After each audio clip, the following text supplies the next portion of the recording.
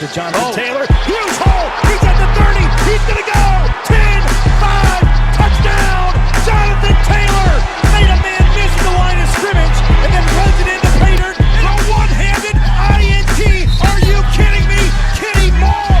What a play by Nyheim Hines.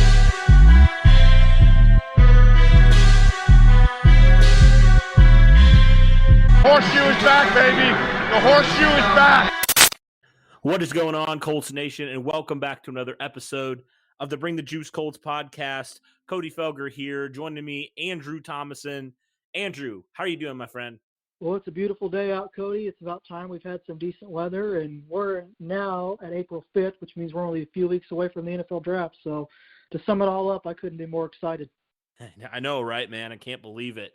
Can't believe we're in draft month now. I can't believe the NFL draft is coming here in a few weeks, like you mentioned. Absolutely wild to me. So in the spirit of that, Andrew, I thought that we could kind of look at some of the Colts' moves in free agency and in trading as well. So kind of looking back at that, kind of giving our thoughts on our least favorite moves and to our favorite moves, kind of looking at all the moves, notable the moves that the Colts have made, and kind of giving our thoughts on which ones we like the best, which ones we dislike the best. So I'll kind of start here by talking about some of the guys that were unrestricted free agent signings from other teams. First one, most notable one, defensive end Isaac Rochelle, formerly of the Chargers. Offensive tackle Sam Tevi, formerly of the Chargers as well. Offensive tackle Julian Davenport, and guard Chris Reed. So those are some of the unrestricted free agents the Colts have signed. Some of the unrestricted free agents of the Colts have re-signed themselves. Marlon Mack, Xavier Rhodes, T.Y. Hilton, Joey Hunt, and Al-Qudim Muhammad. And then they had some tender guys that they re-signed, George Odom, Zach Pascal, Mo Alley Cox. So exclusive rights free agents tender to re-sign. Probably won't get into those. Ashton Doolin and Taylor Stallworth. And then obviously the big trade, quarterback Carson Wentz from the Philadelphia Eagles. So Andrew, looking at all these moves that the Colts have made, let's start with your least favorite move that the Colts have made this offseason. What would that be? Oh, for me, of all the guys you mentioned, it's Julian Davenport, and it's not even close. Cody, Julian Davenport was the Houston Texans starting left tackle during the 2018 season. And let me just remind Colts fans and anybody else that may be listening to this podcast, Deshaun Watson in 2018 was sacked over 60 times, and he had to take a bus to one of the team's away games, I believe it might have been Jacksonville, because he had a lung issue that was, ironically enough, caused by his horrendous offensive line and in part due to the horrendous play of Julian Davenport at left tackle. I understand that the offensive line depth for the Colts last season was not great. Chaz Green, LaRaven Clark, and others. And Chris Fowler addressed that during his end-of-the-season press conference, saying, I have to do a better job at providing better depth for this Colts team, especially along the offensive line. But for me, what good is offensive line depth if the offensive line depth is mediocre? And I understand that the Colts have Chris Strouser and now Kevin Maway, Hall of Fame center, now part of the offensive line coaching staff as well. But to me, I'm kind of scratching my head at the signing a little bit. Like I said, I understand the signing from a depth perspective, but that's the only reason the signing makes sense. Everything else kind of, like I said, makes me scratch my head a bit. Yeah, I think you're not the only one there that's not really too keen on this Julian Davenport signing. Well, fortunately, I honestly don't think he's going to make the roster. I don't think he should make the roster with all, potential guys you're going to draft. And, obviously Sam Tevi as well being brought in. I just feel like he's going to be hopefully on the outside looking in based off of how rough of a career really he's had in the first couple of years of his young NFL career. But what is the second move that is your least favorite? Oh, boy. I'd have to probably say Sam Tevi. To me, again, similar. He's not nearly as bad as Julian Davenport, but he's a close second. The only thing that I like about Tevi is the fact that he's a fairly solid swing tackle, or he could be if needed, for the Colts. And then he's been fairly durable over the last 3 years for the Chargers. I believe he started at least 14 games each of the last 3 seasons for the Chargers at left tackle. But I kind of look at it as there's a reason he was cut by the Chargers. I don't care how durable you are. If you're mediocre, probably other than quarterback and maybe defensive end, the most important position in all of football, that being left tackle, that to me has sort of causes for concern if you're Chris Ballard and company. So Sam Tevi is my number 2 least favorite. I believe it was from Bolt B. Sam Tevi was an unmitigated disaster for the Chargers in 2020. So if that tells you anything right there about the signing, is, obviously Julian Davenport, we don't like that one at all. But, Sam Tevi, he has some more experience. I feel like he has more upside to be a solid, guy if you need him for maybe a game or so. But yeah, definitely don't want him to be starting caliber tackle for you. I mean, because I think that article, that headline tells you all you need to know right there. All right, what's the next move of all these moves that you think right now is the next one here on least a favorite? I'd have to say my next move is probably Isaac Rochelle. I was similar to a lot of a lot of fans and maybe even some of the Colts beat reporters. I was on the bring Danico Autry bus. I was riding the front row, Cody, because he was absolutely phenomenal the last 3 years for the Colts. I mean, he was one of those signings where, to be completely honest with you, when the Colts brought him in, I kind of was scratching my head a bit and thinking, I don't really know who this guy is, and I hope that he's a solid player. And I think he gave you 20-plus sacks over the last 3 years. I understand that Chris Ballard, as we've mentioned 100 times over on this podcast, has sort of a price that even for guys that are in-house, he's not really willing to go over. But I think for a guy that is as versatile as Danico Autry, he would have been worth the money, in my opinion. I will say this, and then obviously we don't know at this point, but you know what? People looking at Isaac Rochelle and saying, well, it's kind of underwhelming. We're probably saying similar things when Danico Autry got signed, because, I mean, you look at the stats, they're actually interesting enough. They're pretty eerily similar. And I feel like, and I also, Rochelle played less snaps than Autry as well, and only had little less production there. So yeah, I don't hate this move. I didn't love this move. I felt like maybe you should have gone after a guy like Solomon Thomas, perhaps, or somebody else that I felt like had maybe a little bit more upside, a little bit more starting experience there. So I wasn't like over the moon about this signing, but I was like, hey, it's somebody at defensive end. We kind of need help at defensive end. But yeah, it's kind of like a meh move to me. I was all right with it. But who knows, honestly, maybe Isaac Rochelle completely does a Danico Autry, right, where he completely exceeds expectations, completely outperforms his contract. I mean, Isaac Rochelle got signed for like a fraction of what Danico Autry was signed when Chris Ballard brought him in. So, I mean, if you can pay a guy less and get similar production, I'm all for it. I'm not going to say it's going to happen, but I think, you look at that and you're like, okay, maybe we can have something that we can work with here. All right, what's the next guy on your list here? My next least favorite for me is the Joey Hunt signing. I don't want to say he's sort of like at the bottom of my list. I understand that, kind of going back to a point I made earlier, offensive depth is obviously necessary. I thought he played okay when Quentin Nelson filled in at left tackle for, I think, a drive or two against the Las Vegas Raiders. Joey Hunt was the replacement at left guard. But personally, I like Danny Pittner more than Joey Hunt. And then Chris Reed, who you mentioned, who I'll get into a little bit as one of my favorite signings, is, I think, honestly going to sort of take that spot from Joey Hunt. I think he's kind of a solid player, but definitely not one of my favorite moves of the offseason.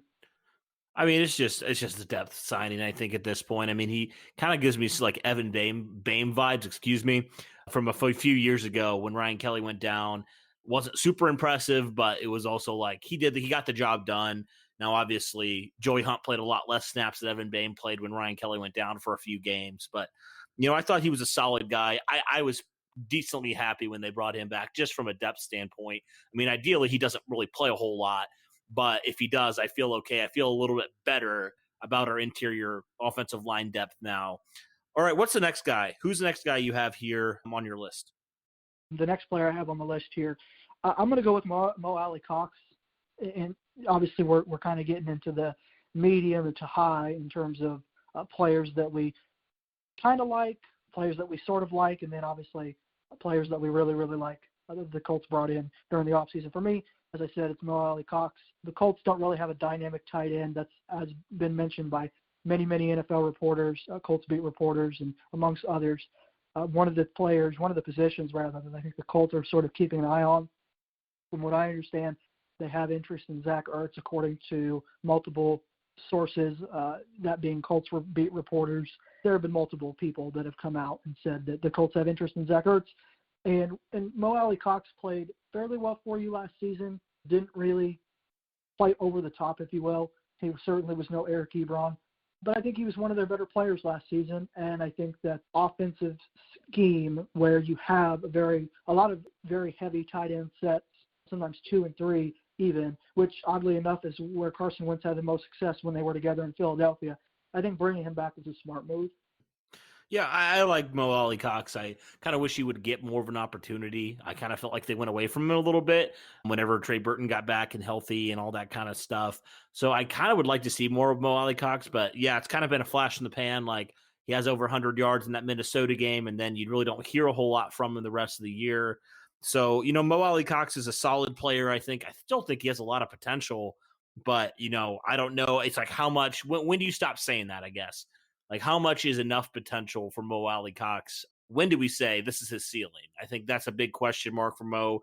But with the uncertainty at tight end, with Trey Burton potentially not re-signing, I think it's important to tender him like the Colts did. I think that's really good. So I like Mo Alley-Cox. I think it's a solid move for the Colts to bring him back and a good move for their tight end depth. Who's the next guy you have on your list here?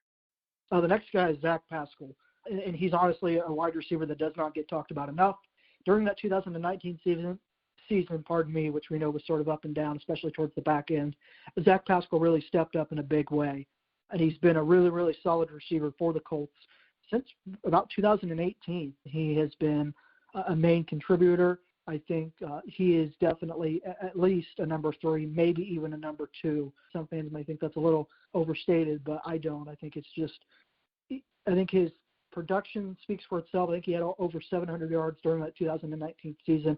And he's a great locker room presence as well. And we know how much Chris Ballard and Frank Reich value players who are great fits for the locker room. So Zach Pascal is my next guy.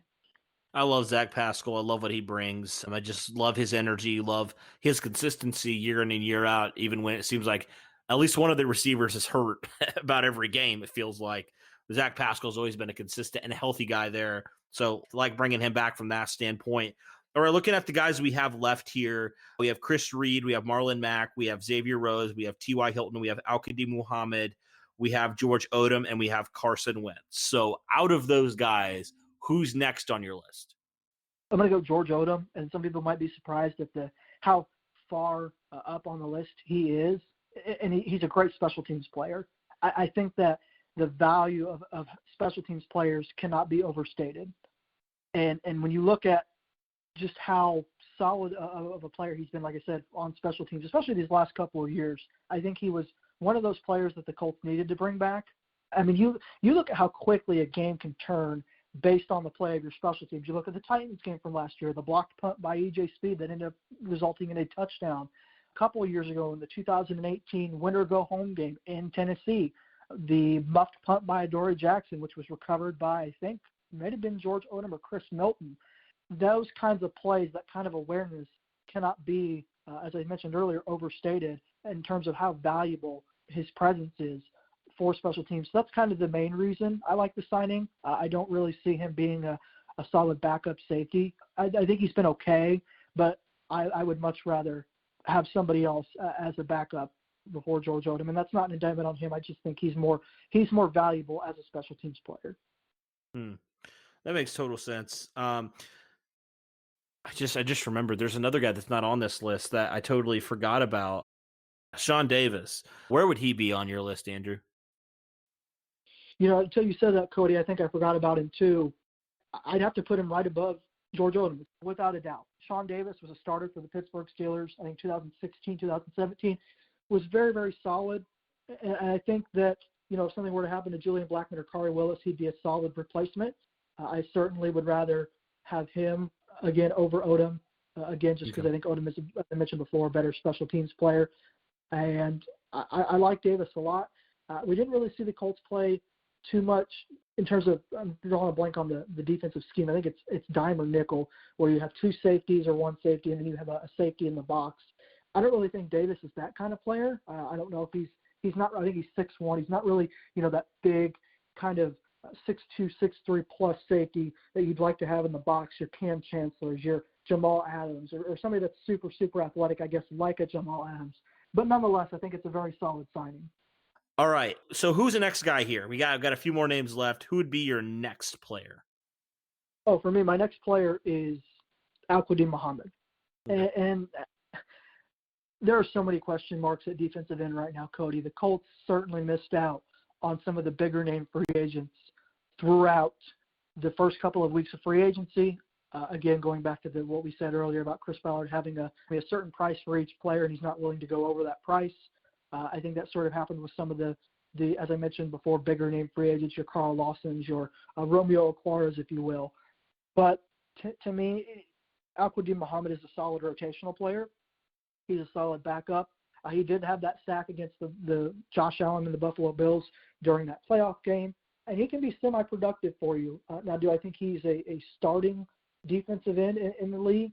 No, I don't think he's quite there. I think the Colts need somebody that's more prominent, more explosive, but nonetheless, similar to George Odom and Sean Davis, he's just a quality depth signing for me, and I like the move a lot.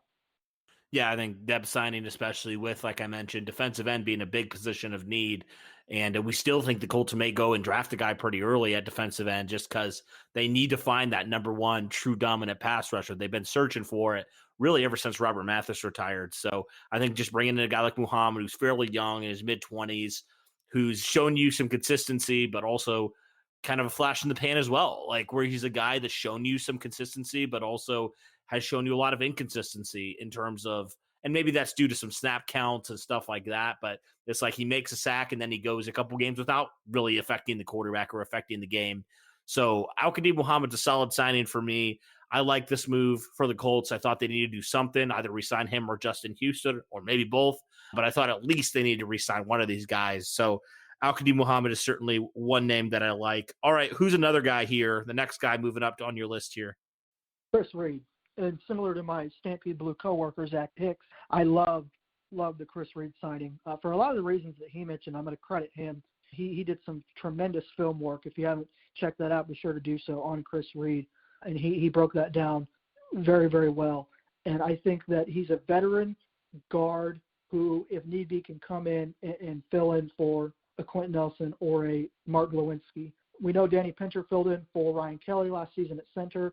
We saw kind of the inconsistencies that were there against the Titans during that game. And then, as I mentioned earlier with Joey Hunt, he was solid, but not anything exceptional. And to be completely fair, during the game against the Las Vegas Raiders, they don't exactly have the most dominant pass rush in the NFL. There aren't guys on there that scare you, in my opinion. They're sort of C+ to maybe B- players. So maybe that's a factor in it as well. But Chris Reed is just a phenomenal signing in terms of offensive line depth. I think he's absolutely going to make the roster over Joey Hunt, and I think that he's more than just a solid signing along the offensive line. He's a quality veteran player that knows what it takes to win in this league, and as I mentioned earlier, we know how much the Colts value strong character players within their locker room. Yeah, I think I saw a stat where he allowed like one sack in like 400 to 500 snap pass sets last year. So that's impressive in itself. I like Chris Reed because I felt like, man, last year you had no quality depth at offensive line. I mean, let's be real. I mean, Danny Pinter was okay, but he was a rookie. Like, that was your best depth piece. So I felt like getting a guy like Chris Reed was so essential to helping out your offensive line. I mean, the Colts have been very fortunate beyond, last year with Anthony Costanzo, obviously, but really all their core players have stayed fairly healthy. And so it's kind of amazing how the Colts really haven't had to worry about it until last year, obviously, when Costanzo went down and then Braden Smith had to miss the game due to COVID. Boom, all of a sudden your tackles are LaRaven Clark and Chaz Green, and you're basically screwed. So I like this from that standpoint, because now you have a guy that can kind of fill in when need be. Say your offensive tackle, say your left tackle goes down, you move Nelson over to left tackle for a game. Maybe Chris Reed can slide over to left guard, and then you still feel good about your offensive line. I mean, this helps you do so much just from that quality depth standpoint. So overall, yeah, I agree. I really like this move a lot. I thought it was a really under the radar type of signing. I think he can put some really solid minutes there at an offensive line for you. All right, what's the next move you got here? We're moving up closer to the top here. My next move is Marlon Mack.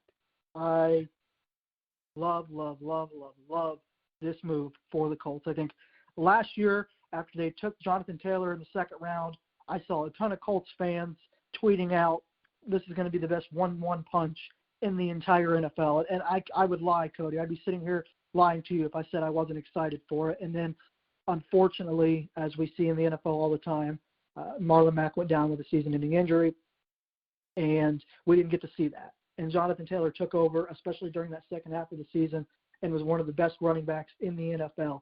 And now we get to see that during the 2021 season. And I think you're going to see, as I mentioned earlier, as many Colts fans mentioned last year, one of the best running back duos in the entire NFL. The deal makes sense for both sides. It's a one-year deal. The salary cap is going to go up next year because of the new TV deals that the NFL recently signed. And Marlon Mack, if he wants to, is going to have a chance to maybe start somewhere else next offseason for maybe a little bit more money than maybe he was offered this offseason. But at least for the 2021 season, I cannot wait to see what Marlon Mack and Jonathan Taylor produce in the backfield. Oh, me too. It's going to be incredible with that. Really, the three punch. You know, like all three of those guys, Nyheim Hines included. It's just amazing. Like I'm just like in awe almost of like all the ways that the Colts are going to be able to attack defenses. I mean, all three of these guys are phenomenal at what they do, and all three of these guys have different, unique skill sets. So I love that from that standpoint. Getting Marlon Mack for essentially nothing for a one-year deal, I mean, it's perfect, in my opinion. That's exactly what I feel like the Colts should have done, exactly what they did do. You know, we even saw, man, Marlon Mack was back in the facility early on. You know, with that injury, he was helping Jonathan Taylor. He was in there in the offseason. He was doing work, putting in work, and that is the type of guy that Chris Ballard has preached about. Those are the type of guys you want in your locker room. And just so much that he's already taught Jonathan Taylor, so much more that he can teach Jonathan Taylor. I love this move. It was probably one of my favorite moves in all of free agency because I felt like it was such a needed move. A lot of people said Marlon Mack wasn't going to be back, and I was like, why wouldn't you bring him back for that cheap? I know the Achilles injury is questionable. I get that, but if you're basically paying him nothing, you know, at the worst, he's a teacher for Jonathan Taylor for another year. So that's kind of where I'm at with Marlon Mack, and I personally loved this signing. So who is your next guy now, Andrew? My next guy is Xavier Rhodes. And listen, I was a bit surprised when he only signed a one-year deal, similar to what I said about Marlon Mack. I think given that the salary cap is going to go up, Xavier Rhodes maybe has a chance to cash in with another team or maybe even with the Colts in 2022. But for now, looking into the 2021 season, I love the re-signing. The Colts had a big question mark at corner prior to re-signing Xavier Rhodes. I mean, Rocky Sin was a liability. Let's just call it what it is. He had some really, really solid play last season, but I'd say the majority of the 2020 season for Rocky Sin was extremely questionable. TJ Carey was a solid veteran signing, but he's obviously moved on. Marvell Tell, who's coming back after opting out last season, you don't really know if that rust is going to shake off right away or if he's going to be able to have the same instincts that we saw in the 2019 season after taking a year off. So to me, and Isaiah Rodgers, who I like a lot. I think he showed some flashes during that Buffalo game, but he's nowhere close to the level that Xavier Rhodes is at as it currently stands. So to me, this is a huge, huge sign for the Colts. I would have liked it have been maybe a 2 or 3 year deal personally. I understand the move from both parties' perspectives, but I think the Colts address a major, major, major need with the re-signing of Rhodes. Yeah, I personally love this move too. For another guy you just got for dirt cheap compared to other years. Like, he was fantastic last year, and I thought, man, if you can re-sign him for that, I thought he was going to want $9 or $10 million, and maybe he did, and maybe he just realized the market wasn't going to be there. So for what the Colts got him for almost half, I mean, I'll take that any day of the week, especially the veteran presence he provides, like you mentioned, with all the uncertainty at corner right now. He can step in and be your cornerback number one at least for another year. All right, so I believe there's only 2 guys left here. T.Y. Hilton, Carson Wentz. All right, I got to know, who's number 2? I'm going Carson Wentz. Call me crazy. I know that's going to be a shocker for some people. You know, how is he not number 1? Listen, Carson Wentz is a phenomenal quarterback. I think that he and Frank Reich are going to recreate the same magic that we saw in 2017. I think he is going to get back to that MVP level with Frank Reich, with Marcus Brady, the new offensive coordinator, with one of the best offensive lines in football, one of the best running games in football, just one of the better all-around teams, one of the most well-constructed teams in all of football. Carson Wentz is my number 2. He's a massive upgrade over Phillip Rivers. We sort of broke this down in some of the other podcasts that I've been a part of when the trade first happened. I loved the move then. I love it now. As I said before, he is a massive upgrade over Phillip Rivers, and I think he's going to do great things for the Colts this season. Just from what he allows your offense to do, I mean, your offense was, let's just face it, they were predictable last year because of Phillip Rivers' limitations. I mean, you kind of knew Phillip Rivers wasn't going to sneak it, right? You kind of knew that Phillip Rivers wasn't going to add that element of his legs. Like, he just wasn't. He was almost 40 years old, the most immobile quarterback in the league, I think. I think it's fair to say that. But now with Carson Wentz, he can do all those things for you. Now, I know, and I get it, it's a little bit scary with all, the potential concerns with him. With the Eagles last year was not pretty at all. But I think overall, with obviously reuniting with Frank Reich is big, but also just changing of scenery and what he has around him. I think, honestly, he's set for a really big season. And I say that, I try to take the fandom out of it because I honestly look at it from objective opinion, and I look at kind of the track history of Frank Reich and all these quarterbacks. I mean, Andrew Luck in 2018, what happened? Had one of his best seasons as a pro. Cut down on the interceptions, didn't turn the ball over, knew when to throw it away, started developing those tendencies that we always would knock him for. Then you look at Jacoby Brissett. Now, I get it. The 2019 season wasn't great for him, but at one point, he had the team at 5-2. I mean, let's be real. And then, obviously, the injury happened, and whatever. That happens. Then you look at Phillip Rivers. I mean, at this point last year, Andrew, people were saying Phillip Rivers is going to be completely garbage with the Colts. He had 20 interceptions, I believe, the year before that with the Chargers. Look what happened. I mean, he wasn't fantastic, but I think it's fair to say that Frank Reich got pretty much the most he could get out of Phillip Rivers at that point in his career. I was going to say one more thing about Carson Wentz, if I may. Similar to what you mentioned with Phillip Rivers, Carson Wentz doesn't need to play hero ball. He needs to be slightly above average at best, I think, for the Colts to have major success in 2020. And I think, as I mentioned earlier, he's going to get back to that MVP form or close to it. And if he does, I think the Colts are going to be one of the better teams in the entire NFL because of Carson Wentz and not in spite of him. Now, moving on to my number 1 pick here is obviously T.Y. Hilton. The hashtag Bring T.Y. Home was trending on Twitter at one point, which is just amazing considering just how much of a great person he is and how much he's meant to this city and to the team and what a great locker room presence that he is. I understand that the production maybe wasn't there last season or he wasn't as productive as we would have expected him to be. But I think now that you have Carson Wentz as your quarterback, a guy that can move around and extend plays off and make plays off script, I think T.Y. Hilton is going to sort of revert back to his form when Andrew Luck was the quarterback. I think it's certainly going to help, if anything, and I just from a purely objective standpoint, the Colts, aside from T.Y. Hilton, their wide receivers are maybe slightly above average. You like what Michael Pittman gave you last season. You think he's going to take that next step. I like Zach Pascal, but I don't think he's anywhere close to what T.Y. Hilton is.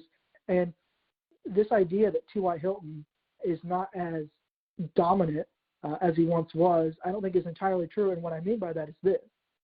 He might not be as dominant in terms of production and numbers, but he is just as dominant in attracting double coverage and catching the eyes of defenders and defensive coordinators. I mean, you got to get your hands on him because if you don't, he can still burn you. He can still get behind you pretty quickly.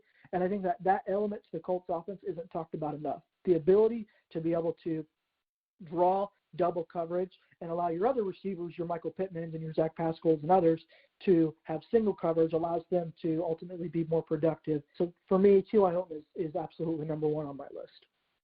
Awesome. Well, cool. I think we got through all of them. Well, I'm curious for our listeners, what do you guys think? Did you like our list? Did you think there's some other guys you probably would switch? Let us know in the comments below, but that'll do it for this one, guys.